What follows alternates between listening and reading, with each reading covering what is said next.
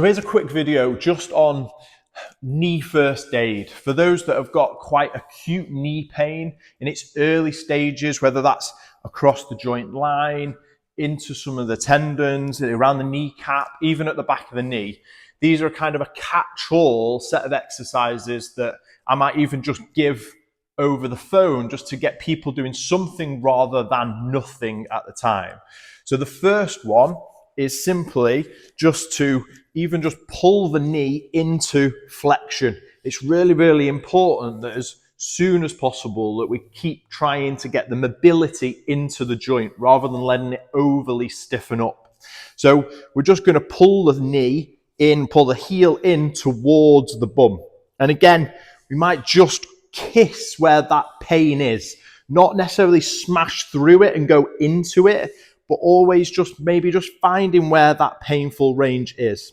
So that's coming into flexion.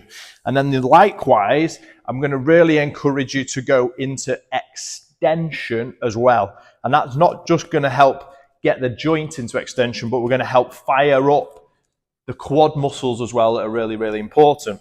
And I actually get people to do this together. So actually you're going to pull into flexion, get that range as far as you've got, and then going all the way out into extension as well. Really good one with extension is you might use something a bit like a towel to actually squeeze against. So what happens a lot of time with the extension is we start to lift from the hip. And that's not what I'm after.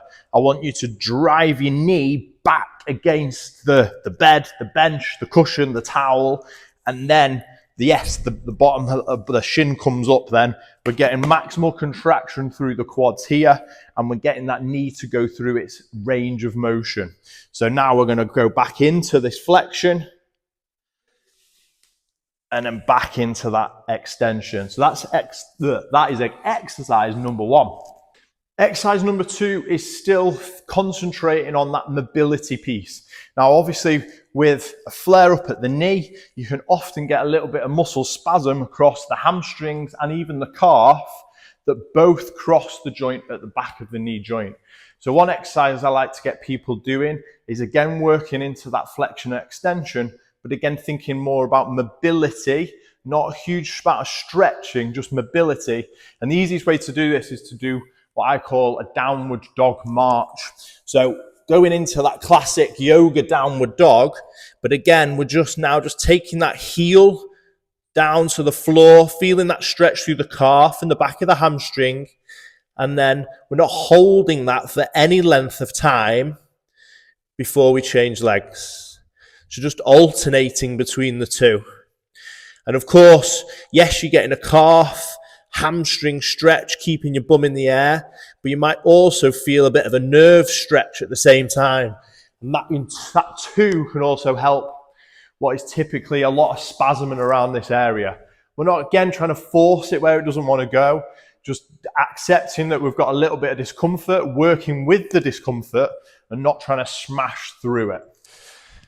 The last one I might get people to do is to do a wall sit. Now again, as long as it's not too acute, it's actually really important that we keep the muscles of the glutes, the quads, the hamstrings fired up to support us every day.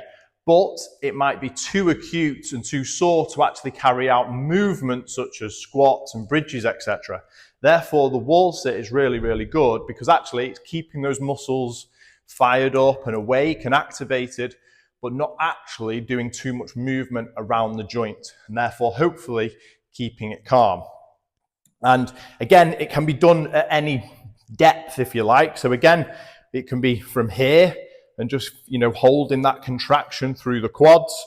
And as you start to feel brave enough or able enough for pain, you can start to sit deeper into that wall sit.